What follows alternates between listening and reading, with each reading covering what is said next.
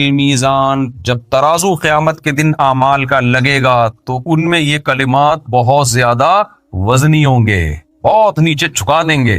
یہ دو کلمات کیا ہیں؟ سبحان اللہ و بحمدہ، سبحان اللہ العظیم۔ آپ اگر قرآن و سنت میں غور کریں گے، قرآن میں یا احادیث میں، تو سبحان اللہ اور الحمدللہ ان کلمات کی فضیلت سب سے زیادہ ملے گی۔ اس کی وجہ کیا ہے؟ دیکھیں، جب ہم کسی کی تعریف کرتے ہیں تو تعریف کرنے کے دو طریقے ہوتے ہیں۔ ایک، اس پر جو غلط الزامات لگے ہیں ان الزامات کو اس سے بری کر دینا، یہ بھی کسی کی تعریف کا طریقہ ہوتا ہے۔ کسی نے کسی پہ الزام لگا دیا، یہ کرپٹ ہے، یہ ایسا ہے، یہ ویسا ہے، آپ اس کی تعریف کرتے ہیں، بھائی یہ کرپٹ نہیں ہے، یہ چور نہیں ہے، یہ بد کردار نہیں ہے، یہ بھی تعریف کا ایک طریقہ ہوتا ہے۔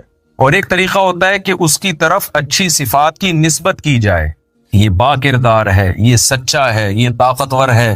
تو الحمدللہ کا مطلب کیا ہے؟ اللہ کی طرف تمام اچھی صفات کی نسبت کی جائے، اور سبحان اللہ یہ تنزیہ ہے، تمام بری صفات سے اللہ کو پاک قرار دیا جائے۔ اس لیے ان دو کلمات کی شریعت میں سب سے زیادہ فضیلت ہے، کیونکہ اس میں آپ نے اللہ کی ایک جامع تعریف کر دی۔ اللہ کی طرف جو عیب منسوب ہیں، عیسائیوں نے کہا عیسیٰ ابن مریم اللہ کے بیٹے ہیں، جب آپ نے سبحان اللہ کہا اس کا مطلب اللہ اولاد کی عیب سے پاک۔ مشرکین نے کہا فرشتے اللہ کی بیٹیاں ہیں، جب آپ نے سبحان اللہ کہا تو اللہ کی طرف اس عیب کو آپ نے، اولاد کے عیب سے اللہ پاک ہے۔ کسی نے کہا مریم اللہ کی زوجہ ہیں، تو سبحان اللہ میں آپ نے اللہ کو اس عیب سے پاک قرار دیا۔ اللہ تجھ میں یہ عیب نہیں، انسانوں میں تو یہ کمال ہے کسی کی بیوی ہونا، بیٹا ہونا، تبھی میں صاحب کمال ہوں آپ کی راہ۔ اس لحاظ سے ایسا کمال ہے کہ کمال ہو گیا عمل، اور تو میرے پاس، میں تو قیامت کے دن ایک ہی عمل پیش کروں گا، ایک ہی عمل ہے میرے پاس ہے اللہ، 18 بچے ہیں اور 4 گھر ہیں۔ اب خواتین آئی ہوئی ہیں تو میں نہیں زیادہ پریشان کرنا چاہتا، حدیث کو میں مکمل کر لوں جلدی سے۔ تو لیکن اللہ کے لیے بیوی کا ہونا اور اولاد کا ہونا عیب۔ آیت الکرسی پوری اسی تنزیہ ہے، لا تأخذہ سینۃ ولا نوم۔ یہودی یہ کہا کرتے تھے اللہ نے 6 دنوں میں آسمان کو بنایا، پھر تھک گیا، ایک دن اللہ نے آرام کیا۔ اللہ نے فرمایا لا تأخذہ سینۃ ولا نوم، اللہ کو نہ نیند آتی ہے نہ اونگ آتی ہے، ولا یؤودہ حفظہما، آسمانوں اور زمینوں کی حفاظت اللہ کو تھکاتی نہیں ہے، وہ تھکتا نہیں ہے۔ ولم یعی بخلقہن، اللہ نے آسمانوں اور زمینوں کو بنایا اور ان کو بنا کے اللہ تھکا نہیں۔ اس لیے اللہ نے جو ایک دن رکھا وہ اس لیے نہیں کہ اللہ تھک گئے تھے۔ ہم تو 6 دن کام کرتے ہیں نا، پھر ایک دن آرام۔ ویسے ہمارے پاکستان میں تو 6 دن بھی کام نہیں ہوتا، لیکن ایک دن آرام ہوتا ہے۔ جو حکومتی لوگ ہیں نا وہ 6 دن بھی آرام کرتے ہیں، اور پھر ایک دن اس آرام کی وجہ سے تھکاوٹ ہوتی ہے، اس میں وہ کیا کرتے ہیں؟ آرام کرتے ہیں۔ بہت تھک گئے ہیں 6 دن آرام کر کے۔ تو سبحان اللہ میں ہر قسم کے عیبوں سے اللہ کو پاک کر دینا، تمام عیبوں سے اللہ کیا ہے؟ پاک۔ لیس کمثلہ شیء، اس جیسا کوئی بھی نہیں۔ اس کو اصطلاح میں کہتے ہیں تنزیہ، منزہ ہے وہ ہر عیب سے۔ اور الحمدللہ کسی کی تعریف کامل نہیں ہوتی صرف اس کی طرف عیبوں کو دور کرنے سے۔ تمام تعریفیں کس کے لیے ہیں؟ آپ طالب علم ہیں، آپ کو پتا ہے الحمدللہ میں کتنے قول ہیں، الف لام میں جنس کا ہے، جن سے حمد، ہر فرد حمد، خاص واسطے جب ترجمہ کرتے ہیں نا طلبہ، بالکل لفظی ترجمہ، تو الحمدللہ کا ترجمہ کیا کرتے ہیں؟ جن سے حمد، ہر فرد حمد، خاص واسطے ثابت ہے اللہ کے۔ ٹھیک ہے نا؟ کیا مطلب؟ حمد کی جو جنس ہے وہ بھی اللہ کے لیے، اور تعریف کے جتنے افراد ہیں، الف لام اگر استغراق کا ہو، یعنی دنیا میں کسی کی کسی بھی وجہ سے تعریف اگر ہوتی ہے تو وہ تمام وجوہات اللہ میں علی وجہ الکمال پائی جاتی۔ اگر ہم کہتے ہیں فلاں کی تعریف کرتے ہیں، فلاں جمال ہے، خوبصورتی ہے، تو سب سے زیادہ جمال کس میں ہے؟ اللہ میں۔ اتنا جمال کہ موسیٰ علیہ السلام نے اللہ کا براہ راست کلام سنا۔ بھائی میں زیادہ لمبی تو نہیں، میں نے تفصیل شروع کر دی گئی، ایسا نہ ہو آپ کا پروگرام کا کوئی سیٹ اپ ہے ہوئے تو ممبر پہ کب اٹھا دے تو پولیس بلوانی پڑتی ہے اٹھانے میں، تو میں بس جلدی سے سمیٹ رہا ہوں۔ مزہ آ رہا ہے اصل میں مجھے یہ جمال اور موسیٰ علیہ السلام کا واقعہ بیان کرنے میں نا۔ تو جمال اللہ تعالیٰ کا، کہتے ہیں موسیٰ علیہ السلام واحد پیغمبر ہیں جنہوں نے اللہ سے اس زندگی میں دیدار کی خواہش کی ہے، کسی اور پیغمبر نے اللہ سے اس زندگی میں دیدار کی خواہش نہیں کی، یعنی یہاں دنیا میں، آخرت میں تو ہوگا، واحد موسیٰ علیہ السلام ہے. سوال پیدا ہوتا ہے بھائی کیوں؟ کیا اکیلے موسیٰ کو اللہ سے محبت تھی جو اللہ سے کہہ رہے ہیں ربی ارینی کیف تحیی الموتا، اے اللہ تو مجھے اپنا جلوہ دکھا. ربی ارینی انظر الیک، اے اللہ میں تجھے دیکھنا چاہتا ہوں، تو اپنا جلوہ دکھا میں تجھے دیکھوں گا. یہ خواہش نہ آدم علیہ السلام نے کی، نہ ابراہیم علیہ السلام نے، نہ نوح علیہ السلام نے، نہ سید الانبیاء محمد صلی اللہ علیہ وسلم نے، کسی پیغمبر نے نہیں. اکیلے کس نے کی ہے یہ خواہش؟ موسیٰ علیہ السلام نے. بھائی سوال پیدا ہوتا ہے کیا باقیوں کو محبت نہیں تھی؟ نہیں بھائی، یہ تو سوال ہی پیدا نہیں ہوتا. موسیٰ علیہ السلام نے اس لیے اللہ سے اللہ کے دیدار کی خواہش ظاہر کی ہے کہ موسیٰ علیہ السلام اللہ سے براہ راست ہم کلام ہوا کرتے تھے، اللہ کا کلام براہ راست سنا کرتے تھے، بیچ میں فرشتے کا واسطہ نہیں تھا. آپ کو پتہ ہے کسی کا کلام سن کے اس سے محبت پیدا ہوتی ہے، ایک بھڑکتی آگ محبت کی. اگر کلام خوبصورت ہو، فون آیا آپ کے پاس، ہیلو کی آواز آئی، مختلف طریقوں کی ہیلو کی آوازیں آتی ہیں، آپ نے بولا السلام علیکم، وہاں سے جواب آیا وعلیکم السلام. بعض جواب ایسے رپلائی ہوتا ہے آپ کہتے ہو ابھی لینڈ کاٹ دو، بات ہی نہیں کرو. بعض دفعہ ایسی آواز آتی ہے وعلیکم السلام کی، انسان کہتا ہے بس اب فون کو رکھنا ہی نہیں. انسان کی فطرت ہے وہ اچھی آواز کی طرف مائل ہوتا ہے، اور جس کی آواز میں خوبصورتی ہو اس کے دیدار کی طرف بھی مائل ہوتا ہے. پھر وہ آواز سے محبت بڑھتی ہے، عشق بڑھتا ہے. تو موسیٰ علیہ السلام نے جب براہ راست اللہ کا کلام سنانا، اس کی چاشنی اتنی زیادہ محسوس کی، اس کی لذت اتنی زیادہ محسوس کی کہ بےتاب ہو گئے کہ میں اللہ تیرا دیدار کیے بغیر اب چین سے نہیں بیٹھ سکتا. اور اللہ تعالیٰ بھی حضرت موسیٰ کو یہ کہہ سکتے تھے کہ لن ترانی، تو ہرگز مجھے نہیں دیکھ سکتا. یہ اللہ نے کہہ دیا. اس کہنے کے بعد حضرت موسیٰ کے لیے مزید کسی دلیل کی ضرورت تھی؟ بولو بھائی.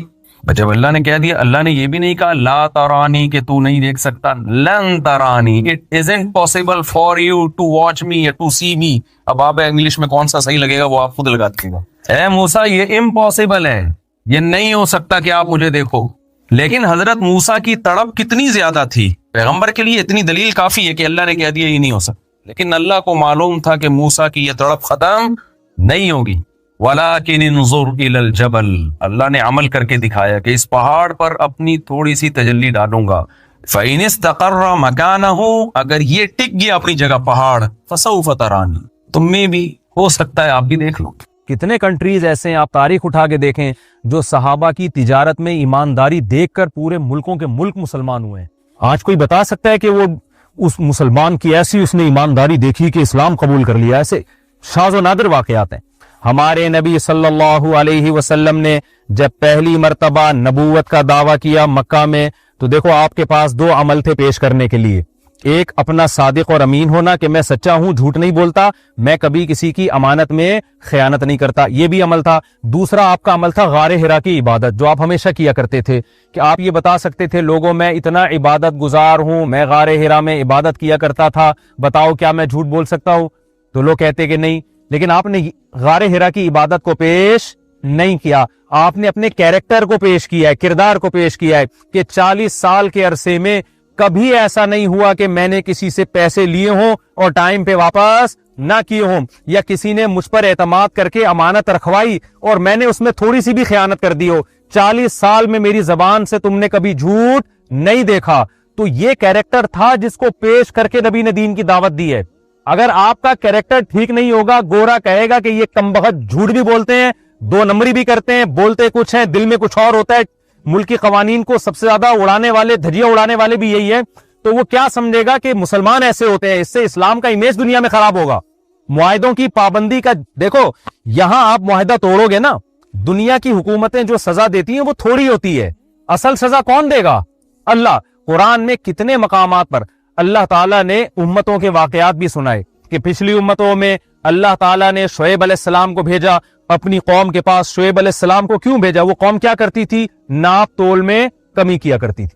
وہ کرتے تھے کہ جب پیسے لے رہے ہیں نا کسٹمر سے، پورا گن کے لے رہے ہیں، اور جو مال اس کو دے رہے ہیں اس میں ڈنڈی مار رہے ہیں، جھوٹ بول رہے ہیں اس میں. وہ ایک ہے نا کہ سوئی بنائی کسی نے، جاپان نے سوئی بنائی، اور نہیں امریکہ نے سوئی بنائی اور کہا کہ اس سے باریک سوئی کوئی بنا کے دکھائے دنیا میں. ٹیکنالوجی کا ماہر ہے نا وہ. تو इतनी बारीक सुई थी वो सुई, कहा कि इससे बारीक कोई दिखा के बताए। जापान ने चैलेंज कबूल किया, उसने कहा इससे बारीक क्या, हम इसमें सुराख करके दिखा देंगे भाई। इतनी बारीक सुई में जापानीज साइंसदानों ने क्या किया, सुराख कर। अमेरिका भी हैरान कि यार ये तो हमसे भी आगे निकले भाई। पाकिस्तानी ने क्या किया है, उन्होंने कहा ये तो कुछ भी नहीं है, इतनी बारीक सुई और उसमें सुराख, ये क्या है। तो पाकिस्तान के पास जब वो सुई आई ना, तो उसको जब लैब में ले जाके खूरबीनों से देखा गया तो इस पे लिखा हुआ था मेड इन पाकिस्तान। बस तो हमारी शोहरत इस हवाले से हो गई है। वो मुमकिन है कोई हमारा बयान सुने पाकिस्तानी बोले अपने मुल्क को क्यों बदनाम कर रहे हो, भाई हम बदनाम कर नहीं रहे हैं, हमारा ये इमेज दुनिया में चला गया, अब उस बदनामी को खत्म करने की कोशिश कर रहे हैं। हम कोशिश कर रहे हैं कि तौबा कर लें ताकि हमारी बदनामी दुनिया में ना हो। हाँ तो यही हो गया ना, हकीकत भी यही है। हमारे सियासतदानों ने जो करना था वो किया, हम भी तो वही कर रहे हैं ना। तो हमारे पास इतनी पावर नहीं है। हमारे हजरत फरमाया करते थे फिरौन ने तो बच्चों को कत्ल करके जुल्म किया, पावर में था। अगर हम इतनी पावर में आते तो हम भी कोई फिरौन से कम नहीं होते। जज्बे सबके वही हैं, वो है नहीं कुछ करने को लिए, तो क्या करेगा आदमी फिर बैठ के। फिर यही होता है, वसीम से 50 रुपए लेके खा गया, उधर से 20 रुपए लेके खा गया, उधर से जो ज्यादा बड़े सियासतदान है वो स्टील मिल खा गए। पाकिस्तान में आपको पता है ना, कराची में स्टील मिल एक चमचा भी नहीं छोड़ा, अल्हम्दुलिल्लाह ऐसे खाई है स्टील।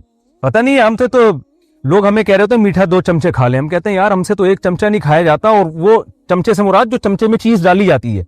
और हमारे माशाल्लाह बाज हजरात ऐसे हैं, अल्लाह ने ऐसा पूरे चमचे खा गए वो, यानी ये नहीं कि चमचे में जो चीज थी बस जज़ाकल्लाह, चमचे पूरी स्टील मिल, जो स्टील की बनी हुई मिल है वो खा गए पूरी।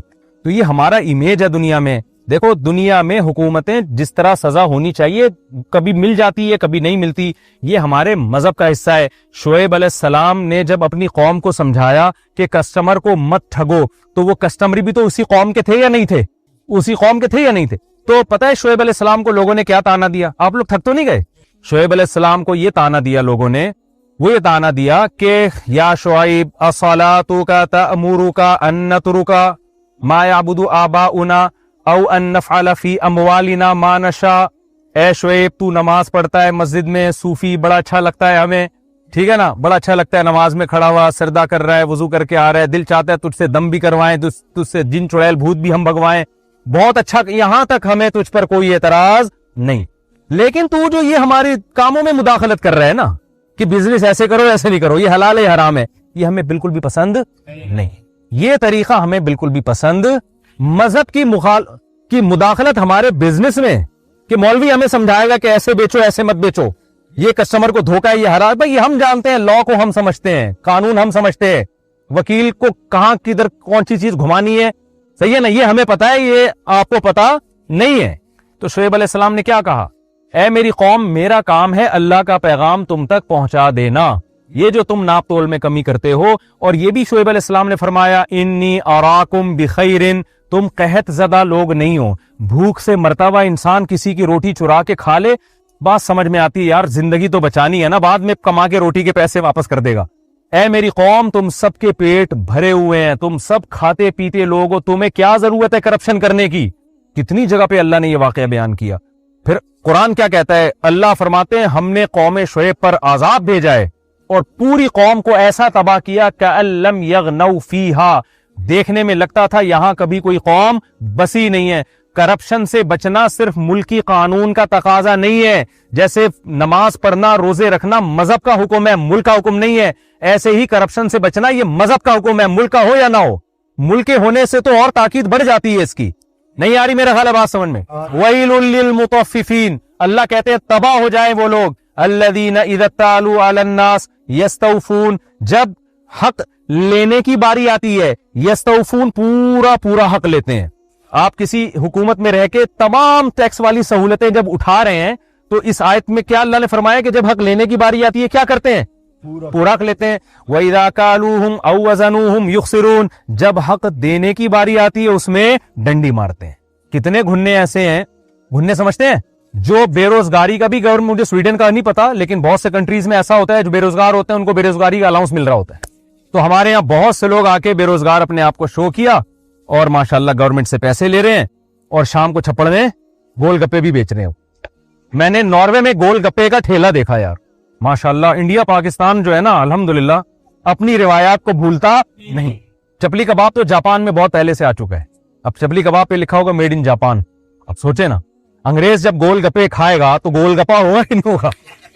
इनको ये चरखारों, इन मसालों की आदत डालें, इनको पता चले खाने किसे कहते हैं।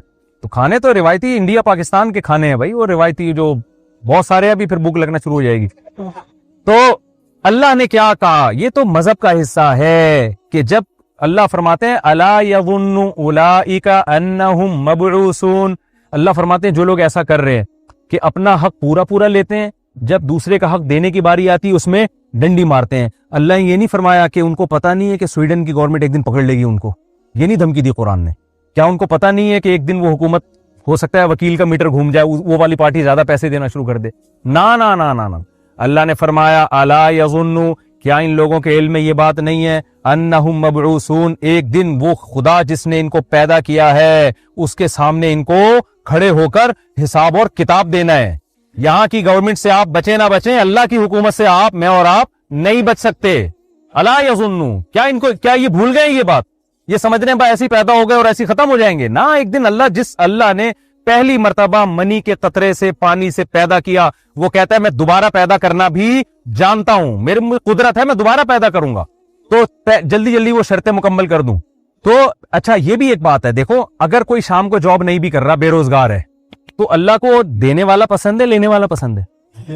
तो आप घुन्ने बन के क्यों गवर्नमेंट का पैसा खा रहे हो भाई? क्या ख्याल है? आपको जॉब तलाश करो यार। अच्छा, यहां बच्चा पैदा करने पर अलाउंस मिलता है, ऑस्ट्रेलिया में मिलता था। पाकिस्तानियों ने सारे काम छोड़ के स्पीड भाई, बच्चे तो जितने पैदा करें तो शरीयत की तरगीब है, करें और अच्छा है, लेकिन बच्चे पैदा आप डबल स्पीड कर दें, मगर गवर्नमेंट पे तो बोझ ना, कमाए भी तो ना उनके लिए। पैदा करने का मकसद ये है कि मार्केट में बच्चा लाते जाओ वहां से पैसे। ये तो गैर अखलाकी हरकत है या नहीं? तो ऑस्ट्रेलिया में मैं जब गया तो वहां मुझे उन्होंने बताया कि इतनी स्पीड से एक्सीलेटर पे पावर रखा है ना पाकिस्तानियों ने कि यार फी बच्चा पता नहीं कितने डॉलर मिल रहे थे वहां। तो उन्होंने कहा आप कोई काम ही नहीं करना, यही करना है। तो गवर्नमेंट ने कानून ही चेंज कर दिया वहां पे कि यार ये तो बेरोजगार बन के बैठ रहे हैं और स्पीड फुल बढ़ाई हुई है इन्होंने। तो आपकी स्पीड भी होनी चाहिए और साथ साथ कमाने का जरिया भी हो, बोझ बन के कहीं भी बोझ ना बनो। हमारे नबी सल्लल्लाहु अलैहि वसल्लम को गिना पसंद है, इस्तिगना पसंद है। इस्तिगना क्या है? किसी पे बोझ ना बना जाए। यहाँ की गवर्नमेंट कहे कि यार मुसलमानों से, हमें यहाँ आने से हमारी इकोनॉमिकली हम मजबूत हो रहे हैं, बोझ नहीं बन रहे ये लोग हम पर। जाली हमले करवा के, ससुराल ने हमला कर दिया था मेरे ऊपर, मैं इसलिए आ गया यहाँ पे, पता नहीं कैसे कैसे जाली वकीलों के पास ना पूरे वो बने हुए होते हैं, लिखा हुआ होता है कि ये हुआ था। तो खैर जल्दी से बात को कंप्लीट करता हूं। तो पहली शर्त अल्लाह ने बयान की, वमन अरादल आखिरा, नियत क्या होनी चाहिए? आखिरत। दूसरी कुरान ने शर्त बयान की, वसाआ, सिर्फ नियत काफी नहीं है, उसके लिए कोशिश भी करे। नियत तो बड़ी बड़ी कामों की नियत है जी, मैं ये भी करूंगा, मैं ये भी करूंगा, कब शुरू करेगा कि पता नहीं, ये भी कंफर्म नहीं है। कोशिश भी शुरू कर दे उसके लिए। वसाआ लहा सायहा, कुरान कहता है वही बात, कोशिश अखपल तरीके से नहीं, वो वाली कोशिश जो मैंने बताई है। उसमें दो इंतहाओं के दरमियान में अल्लाह ने हुक्म दिया हमें चलने का। एक इंतहा ये दुनिया छोड़ के जंगलों में निकलना है सब कुछ, ये भी एक इंतहा है जिससे मना किया। एक ये है कि दुनिया के पीछे ऐसे भागें कि हलाल और हराम की फिक्र ही खत्म हो जाए, ये दूसरी इंतहा है। इससे भी अल्लाह ने हमें बचने का हुक्म दिया। तो अल्लाह ने बताया कि वो कोशिश करो जो मैंने बताई है। उसमें सबसे पहले अकीदा तौहीद है, नजरिया आपको अपना दुरुस्त रखना पड़ेगा, फिर अकीदा रिसालत है, फिर उसके बाद अल्लाह ताला ने जिन बुराइयों से बचने का हुक्म दिया, जिन चीजों को 5 नमाजें फर्ज हैं या नहीं है, अगर आप नमाज नहीं पढ़ते, मस्जिद में जमात से नमाज नहीं पढ़ते, अल्लाह की नजर में आप अच्छे इंसान नहीं है। अगर आप अपने आप को मुस्लिम होने का दावा भी करते हो और नमाज आप छोड़ देते हो, इस्लाम में नमाज से बढ़कर कोई हुक्म नहीं है। सफर में अल्लाह ने नमाज छोड़ने की इजाजत नहीं दी, हजर में, बीमारी में, किसी कंडीशन में खड़े होके नहीं पढ़ सकते, हुक्म दिया बैठ के पढ़ो। तो आज से आजम करें जिंदगी में कभी भी इंशाअल्लाह नमाज कज़ा नहीं करेंगे। और रमजान के रोजे, अब यहाँ रोजे बहुत लंबे होते हैं, लोग बता रहे हैं हमें, और बाज लोग असर में ही इफ्तारी शुरू कर देते हैं। भाई अल्लाह मियां ने गुरूब आफ्ताब के वक्त रोजे का इफ्तार करने का हुक्म दिया। हाँ, 24 घंटे में सूरज गुरूब ही ना होता हो, जैसे मजीद नॉर्थ की तरफ जाएंगे तो फिर वहां हकाम अलग है। वहां आप मुफ्तियाने किराम से पूछ लिएगा, अगर कभी वहां जाना हो रमजान में, तो वो बता देंगे आपको भाई इतना क्योंकि सूरज गुरूब ही नहीं हो रहा ना, वो 2-2.5 महीने तक घूमता ही रहेगा आपके सर पे, तो ये तो 2-2.5 महीने रोजा होगा आपका। तो 24 घंटे के अंदर अंदर वो रोजा, सहरी, इफ्तारी सबकी छोड़। लेकिन जब आप हैं प्रॉपर तरीके से, सूरज गुरूब भी हो रहा है, तुलू भी हो रहा है, तो भाई थोड़ा अल्लाह के लिए 1 महीना रोजा। आप कहते हैं कि नहीं हमसे नहीं रखा जाता, इसका मतलब आप पेड़े खाने के लिए आए हैं। सही है ना? आप किस काम के लिए आए? اور دیکھو یہ اللہ کی رحمت ہے, اگر اللہ نے گرمیوں میں آپ کا روزہ لمبا بہت کر دیا تو سردیوں میں سکیڑ بھی تو دیا ہے نا بہت. ایک طرف سے ٹینشن دی ہے تو دوسری طرف سے اللہ نے آپ کو آسانی بھی دی ہوئی ہے. ایک صاحب مجھے کہنے لگے ٹھکا ٹھک اتنی نمازیں یہاں پڑھتے ہیں ہم سے نہیں پڑھی جاتی, ادھر ظہر ایک دم ٹھک کر کے اثر آ گئی, پھر ٹھک کر کے مغرب آ گئی, بھائی یہ تو بہت مشکل ہے. میں نے کہا پھر مغرب کے بعد ٹھک کر کے فجر نہیں آتی, پھر فجر بیٹھ جاؤ, جب امام مہدی آئیں گے تو پھر فجر آئے گی. اتنا لمبا ٹائم ہے, 3 بجے سورج غروب ہو رہا ہے اور صبح 9 بجے طلوع ہو رہا ہے سورج, تو آپ کے پاس تو ٹائم ہی ٹائم ہے. تو اللہ تعالیٰ ایک طرف سے اگر مشکل ہوتی ہے دوسری طرف سے کیا کر دیتے ہیں, آسانی کر دیتے ہیں. تو نہ نماز چھوڑنے کی اجازت اور نہ آپ کو رمضان کا روزہ چھوڑنے. سمجھتے ہیں یہ پابندی سے رکھنا ہے, رمضان کے روزے مسلمانوں کی رونق ہے. اب تو میڈیکل سائنس یہ کہہ رہی ہے کہ روزہ رکھنے سے انسان کی صحت اچھی رہتی ہے. ہمت کرو, سست نہ بنا کریں. جب آپ روزہ رکھیں گے نا رمضان میں, بلکہ نفلی روزے بھی رکھ لیا کریں, کیا جا رہا ہے, کچھ اضافی غریبی بھی تو ہوتی ہے نا. یہاں غریبی کا سسٹم نہیں ہے میرا خیال ہے. جیسے کراچی پنجاب میں کھانے کے بعد غریبی بھی ملتی ہے نا, یہاں ہوٹل میں ملتی ہے غریبی نہیں ملتی. بس اسی وجہ سے تو نہیں رکھ رہے نفلی روزے آپ لوگ. کہتے ہیں جب اللہ اگر یہاں غریبی نہیں ملتی تو ہم اللہ کو غریبی کیوں دیں. تو غریبی کا سسٹم ہونا چاہیے یہاں. تو یہ لفظ آیا غریبی سے. ہوتا یہ تھا کہ غریب آدمی کے پاس, بیچارے کے پاس تھوڑے سے پیسے تھے, اس نے کھانا کھا لیا, پیٹ بھرا نہیں, تھوڑی سی روٹی بچ گئی, تو غریبی میں اس کو اس کی تھوڑی سی نہاری اور ڈال کے دے دی. وہ ایسا ایک تو غریبی سے غریبی بن گئی وہ, اور اب وہ تمام پورے ملک میں رائج ہو گئی ہے وہ. اب مالدار آدمی بھی غریبی پہلے کھا رہا ہوتا ہے, پلیٹ بعد میں وفار ہو. تو ومن اراد الاخرۃ وسعى لها سعيها, اللہ کہتے ہیں اس کے لیے کوشش بھی کرے. تیسری شرط ہو گئی کوشش بھی وہ جو اللہ رسول. تو آپ نے یہ تو اللہ نے فرائض ہمیں بتا دیے, یہ ہم نے کرنے, اور کچھ کام اللہ نے حکم دیا نہیں کرنے. دیکھو اسلام کا حکم ہے, مجھے بتاؤ رشتہ داری توڑنا یا رشتہ داری جوڑنا؟ جو لوگ انڈیپینڈنٹ ہیں, وہ انڈیویجولی زندگی گزارتے ہیں, کہہ رہے ہیں یار میں اخپل طریقے سے, بس میں میری زندگی میری لائف, کوئی اس میں دخل اندازی نہیں کر سکتا, یہ اسلام کا نہیں ہے. یہ کوئی لبرل آدمی جو مذہب کو نہ مانے اس پہ سوٹ کرتی ہیں یہ باتیں. آپ کو یہ کرنے کی اجازت بالکل بھی نہیں. اللہ میاں نے بتایا کہ دیکھو تمہارے بہت سارے رشتے ہیں, یصلون ما امر اللہ بہ ان یوصل, جیسے نماز فرض ہے ایسے ان رشتوں کو جوڑنا بھی, بولو ان سے بنا کے رکھنی. آپ وہ رشتے کیا ہیں؟ اللہ میاں نے سب سے پہلے رشتہ بیان کیا باپ اور ماں کا. ماں کا حق باپ سے 3 گنا زیادہ رکھ دیا اللہ تعالیٰ نے, ٹھیک ہے نا. وہ کیسے حق اللہ نے بیان کیا کہ قرآن میں حدیث میں آتا ہے وَصَاحِبْهُمَا فِي الدُّنْيَا مَعْرُوفًا وَاخْفِضْ لَهُمَا جَنَاحَ الذُّلِّ مِنَ الرَّحْمَةِ, ذلت سے اپنے بازوؤں کو اپنے والدین کے سامنے جھکا کے رکھنا ہے, ان کے سامنے اونچی آواز سے بات بولو نہیں کرنا. بڑھاپے میں ان کو گھر میں رکھ کے ان کے قدموں میں جنت تلاش کرنی ہے, ان کو گھر سے نہیں نکالنا. حدیث میں آتا ہے اس شخص پر اللہ کی لعنت جس کو بوڑھے والدین ملے اور اس نے بڑھاپے میں ملے اور اس نے بڑھاپے میں ان کی خدمت کر کے جنت اپنے اوپر واجب نہیں کر لی. اتنا بہترین آپشن جنت کمانے کا آیا تھا اور اس نالائق نے وہ آپشن ضائع کر دیا. تو صرف عید بقرعید پہ آپ کو ماں باپ سے ملنے کا حکم نہیں ہے, آپ نے سال کے 12 مہینے 24 گھنٹے اپنے ماں باپ کی کیئر بولو کرنی ہے. اور اللہ نے کہا کہ جب بھی اضافی خرچ ہوگا نا تمہارا, اضافی ایک تو واجب خرچ ہے, جب بھی اضافی ہے تو اس کی ابتدا بھی والدین سے ہونی چاہیے. تو اگر اللہ نے کسی کو پیسہ دیا ہے تو اس میں سے اپنے والدین کے لیے الگ سے کچھ حصہ ہر مہینے نکال کے بولو نا رکھا کریں, بجائے اس کے کہ ابا کی وراثت پہ نظریں رکھیں, ابا کو پیسے الٹا دیا کریں. کسی حدیث میں نہیں ہے تیرے باپ کا مال تیرا ہے, یہ صحیح حدیث ہے تیرا مال اور تو بھی تیرے باپ کا ہے, یہ حدیث ہے. حال الٹا ہو رہا ہے, ابا پتہ نہیں کب مریں گے اور میں ان سے مجھے معاذ اللہ پیسے ملیں گے, یہ غلط ہے. آپ بولے بھائی یہ تو موت کے بعد اللہ نے ایک نظام بنایا ہے, دنیا میں کیا ہے بھائی, یہ جو کچھ ہے ابا کس کا ہے, یہ آپ کا ہے. تو باپ اور ماں کا بہت بڑا حق ہے اسلام میں. عیسیٰ علیہ الصلوۃ والسلام جب پیدا ہوئے اللہ نے ماں کی گود میں ان کو قوت گویائی دی نا, تو ماں کی گود میں حضرت عیسیٰ نے کیا کہا, وَبَرًّا بِوَالِدَتِي, اللہ نے مجھے پیغمبر بنایا, مجھے کتاب والا بنایا, اور اللہ نے مجھے اپنی ماں کے ساتھ اچھا سلوک کرنے والا بنایا. ماں کی گود میں حضرت عیسیٰ کی زبان سے یہ الفاظ نکلوائے جا رہے ہیں. تو کیسے حضرت یحییٰ علیہ السلام جب پیدا ہوئے تو قرآن نے ان کے بارے میں کیا فرمایا, وَحَنَانًا وہ کیا ہے, وَبَرًّا بِوَالِدَيْهِ, ہم نے یحییٰ علیہ السلام کو اپنے والدین کے ساتھ اچھا سلوک کرنے والا بنایا. تو پیغمبروں نے جتنی تاکید سے باپ اور ماں کا حق بیان کیا ہے اتنی تاکید سے کسی اور کا حق بیان نہیں کیا. آج کلائنٹ کی ویلیو, دوست کی ویلیو زیادہ ہے, اپنے گرل فرینڈ کی اور دیگر رشتوں کی ویلیو زیادہ ہے, ابا اماں اور کی ویلیو کیا ہو گئی ہے, کم ہو گئی. میں اکثر ایئر ہوسٹس کی مثال دیتا ہوں. ایئر ہوسٹس کو جب آپ جہاز میں بلائیں کبھی اس کے چہرے پہ غصہ نہیں ہوتا, 20 دفعہ پانی مانگے 20 دفعہ آپ کو پانی لا کے پلائے گی, کچھ پوچھنا ہو سوری کر کے چلی جائے گی یا اچھا سا جواب دے دے گی, اس پہ غصہ اس کو بالکل بھی نہیں آتا, جیسے ہی بٹن دبائیں گے نا فوراً آ جائے گی. ہوتا ہے کہ نہیں ہوتا؟ تو یہ ایٹیٹیوڈ آپ کے اپنے ابا کے ساتھ اور اماں کے ساتھ ہونے چاہیے. دیکھو ایئر ہوسٹس نماز پڑھ رہی ہو, اسلام نے اس کو حکم دیا کہ کوئی گھنٹی بجائے نماز توڑ کے جواب دو, دیا, لیکن باپ اور ماں میں سے کسی نے آپ کو پکارا تو حکم کیا ہے؟ نفلی نماز ہے, نفلی نماز کو کیا حکم ہے؟ توڑ کے ان کی پکار کا جواب. تو یار آپ کو تو ایئر ہوسٹس سے زیادہ ایکٹیو ہونا چاہیے نا ابا اماں کے سامنے. لیکن یہی ایئر ہوسٹس جب گھر میں جائے گی اس پہ پاؤں رکھ کے کھڑے ہو جائیں گے, اماں بھی بٹن پہ پاؤں رکھ کے کھڑی ہو جائیں گی, سوائے وہ ایئر ہوسٹس جو میرا بیان سن رہی ہیں ان کے علاوہ کوئی بھی ابا اماں کی پکار کا جواب نہیں. اور اگر ایک دفعہ جواب دے دیا, دوسری دفعہ تو تیسری دفعہ میں دھکار کے جواب دیں گے کہ کیوں تنگ کر کے رکھا ہوا ہے آپ نے. ایسے موقع پہ مجھے ایک واقعہ بڑا زبردست یاد آتا ہے کہ ایک بوڑھا باپ جو ہے نا, بڑھاپے میں انسان کا دماغ صحیح کام نہیں کرتا, تو بوڑھا باپ اپنے بیٹے سے کہتا ہے کہ دیوار پر نا کوا آ کے بیٹھا. تو چھوٹے بچے سے اپنے بیٹے سے جوان بیٹے سے, بیٹا یہ کیا ہے؟ بیٹے نے بولا کہ ابا کوا ہے. اب بوڑھا آدمی دماغ کام نہیں کر رہا, تھوڑی دیر پھر بھول گیا بیچارہ کہ ابا یہ کیا ہے, بیٹا یہ کیا ہے. پھر اس نے بولا ابا کوا ہے. تیسری دفعہ میں بیٹے کو غصہ آ گیا, جیسے کہ آج کل کی ینگ جنریشن کو غصہ آ جاتا. بولا ابا کیا فضول میں آپ سوال کی رٹ لگا کے رکھی, بول تو دیا, کیا سنتے نہیں ہو کیا؟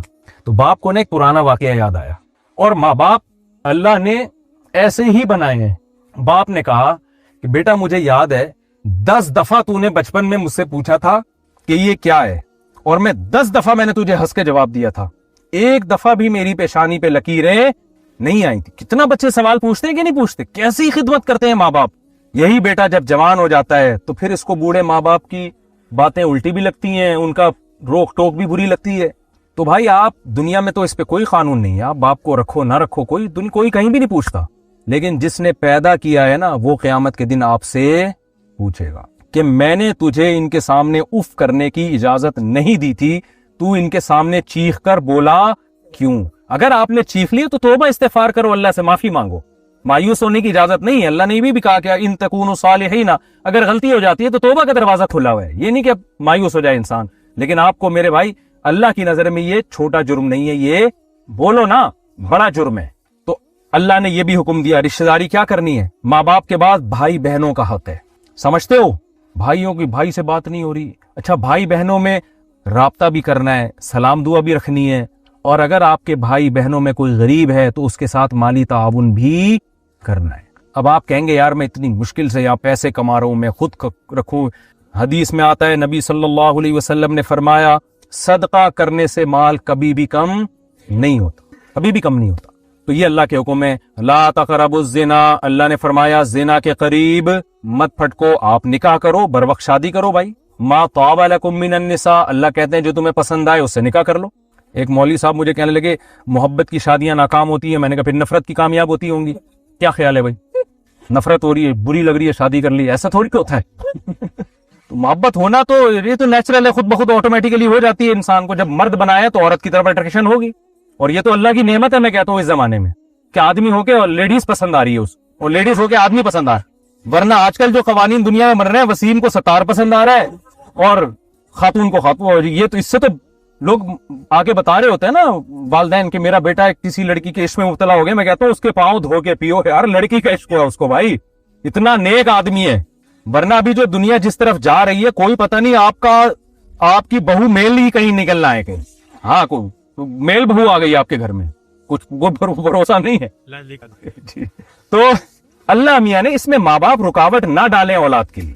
بیٹی کہتی ہے ابا مجھے وہ پسند آئے, ابا ایک دم غیرت کا مسئلہ نہ بنائے. ابا کہیں کوئی بات نہیں بیٹا, اگر وہ انسان کا بچہ ہمیں لگا کہ انسان کا بچہ ہے وہ, تو ہم کیا کریں گے, تمہاری شادی اس سے کر دیں گے. اس میں رکاوٹ نہ ڈالیں. تو یہ بین الاقوامی قوانین کے بھی خلاف ہے, یہ ملکی قوانین کے بھی خلاف ہے, اور اللہ رسول کے قانون کے بھی کیا ہے, خلاف ہے نا. تو ان کی حوصلہ افزائی کریں اس میں. لن تر للمتحابین مثل النکاح, نبی نے فرمایا دو محبت کرنے والوں میں نکاح سے بہتر کوئی چیز نہیں ہے. تو اللہ نے گرل فرینڈ بوائے فرینڈ کے نظام کو پسند نہیں کیا, نکاح کے نظام کو. تو نکاح تو پیغمبروں کی سنت ہے. تو 3 باتیں ہو گئی کہ نہیں ہو گئی؟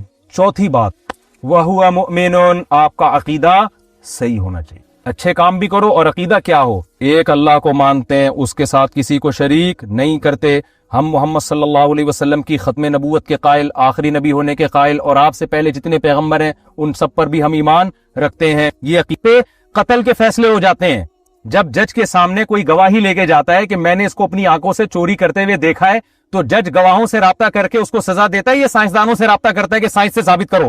بہت مشکل ہے یار، ہر چیز میں سائنس کو تھوڑی داخل کیا جائے گا۔ سچے آدمی کی گواہی کا اعتبار ہوتا ہے کہ نہیں ہوتا؟ ہر چیز تھوڑی، ہاں کوئی ایسی چیز ہے جس کا میڈیکل سائنس سے تعلق ہو، پھر ڈاکٹروں سے رابطہ کیا جائے گا کہ میڈیکلی ڈاکٹر کہہ رہے ہیں تو ممکن ہی نہیں ہے۔ تو بہت سی چیزیں غیب کی ہیں، برزخ کی زندگی ہم نے دیکھی نہیں ہے، ہم نے نہ مر کے دیکھا ہے کیا ہوتا ہے ہمارے ساتھ۔ تو سائنس نہ اس کی نفی کر سکتی ہے نہ اس کا دعویٰ کر سکتی ہے، سائنس یہاں تک پہنچی نہیں ہے، اس کی اپروچ سے یہ بالاتر ہے یہ چیزیں۔ تو پیغمبروں نے ہمیں بتایا، تمام پیغمبروں نے، موسیٰ علیہ السلام، عیسیٰ علیہ السلام اور محمد صلی اللہ علیہ وسلم، ابراہیم علیہ السلام، سب میں ہے کہ بھائی موت کے بعد ختم نہیں ہوتے، ایک جہاں سے دوسرے جہان میں آپ ٹرانسفر ہوتے ہیں، اس کے بعد پھر اللہ اسی میں جان ڈال کے دوبارہ اپنے سامنے کھڑا کرے گا۔ اللہ تعالیٰ جس خدا نے پہلی دفعہ پیدا کیا، منہا خلقناکم، اسی مٹی سے ہم نے تمہیں بنایا، وفیہا نعیدکم، اسی میں دوبارہ مٹی کر دیتے ہیں، دو قدرت تم نے ہماری دیکھ لی، ومنہا نخرجکم، ونس ایک دفعہ پھر ہم تمہیں اسی ریورس کر کے کیا کر دیں گے، دوبارہ انسان بنا کے کھڑا کر دیں گے ہم تمہیں۔ تو یہ اللہ اس کے رسول صلی اللہ علیہ وسلم کی تعلیمات ہے۔ تو ہم نے سویڈن میں زندگی ان اصولوں کو سامنے رکھ کر گزارنی ہے۔ اور کبھی بھی دیکھو، کوئی بھی ایسا شخص جو دہشت گردی کی بات کرتا ہو، وائلیشن پھیلانے کی کوشش کر رہا ہو، ملکی قوانین کے خلاف اسلام کا لیبل لگا کے جا رہا ہو، کبھی بھی ایسے شخص کو آپ نے پروموٹ نہیں کرنا۔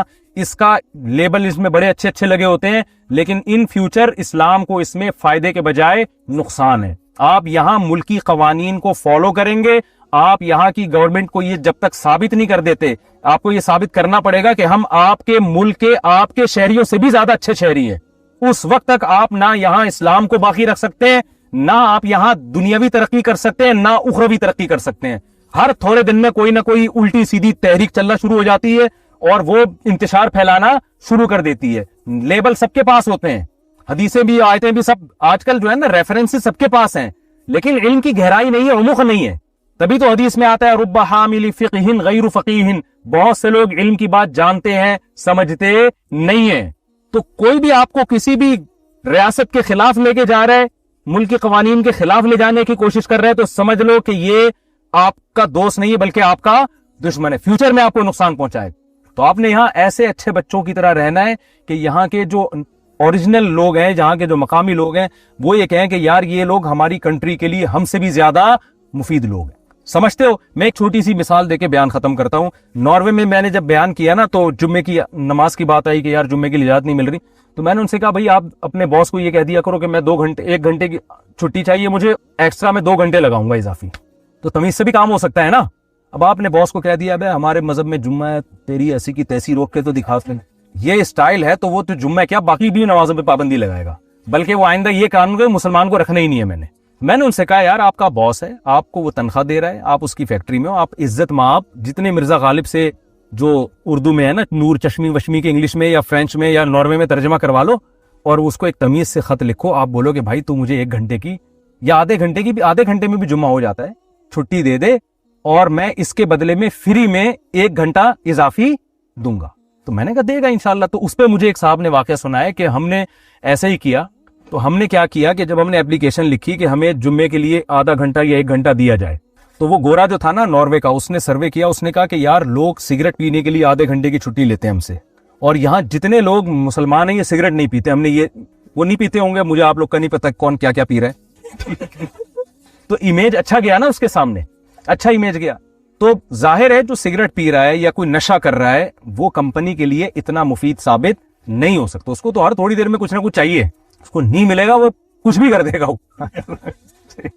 تو آپ اگر شراب نہیں پیو گے، آپ یہاں ایک دوسرے کا احترام کرو گے، ملکی قوانین کا احترام کرو گے، آپ کو اگر مذہبی کوئی پرمیشن چاہیے تو آپ عزت کے ساتھ ان کو ایک لیٹر لکھو کہ کائنڈلی آپ کا بہت بڑا احسان ہوگا آپ کے جو ہے، اور اس کے بدلہ ہم آپ کو اس صورت میں دیں گے، تو وہ سمجھ جائیں گے واقعی یہ مذہب کو فالو کرنے کے لیے یہ ہم سے چھٹی لے رہے ہیں، یہ ڈنڈی مارنے کے لیے چھٹی ہم سے نہیں لے رہے۔ بعض دفعہ لیبل جمعے کا لگا ہوتا ہے، مقصد کیا ہوتا ہے؟ سٹا پینا ہوتا ہے، سمجھ رہے ہو نا؟ تو یہ سب چیزیں ہیں، تو ہمارا ہدف اصل کیا ہے؟ جو آخرت ہے، تو اس کو سامنے رکھ کر بھائی زندگی گزاریں۔ اللہ کے حقوق بھی ادا کریں، مخلوق کے حقوق بھی ادا کریں، ریاست کے حقوق بھی ادا کریں، اور اپنے حقوق بھی ادا کریں۔ اپنے حقوق میں یہ کہ انسان نشہ نہ کرے، اس سے آپ کی باڈی کیا ہوگی؟ خراب۔ ہمارے نبی نے تو ایسی عبادت پہ پابندی لگا دی جس سے ہماری صحت خراب ہو، کیوں؟ آپ نے فرمایا ان لنفسک علیک حقا، تم پہ تمہاری جان کا بھی حق ہے۔ تو اپنے بھی حقوق، اللہ کے بھی حقوق، اللہ کے رسول کے بھی حقوق، رشتہ داروں کے بھی حقوق، یہ سارے حقوق ادا کریں گے تو اس سے بڑا فائدہ کیا ہوگا؟ اللہ آخرت میں بھی کامیاب اور دنیا میں۔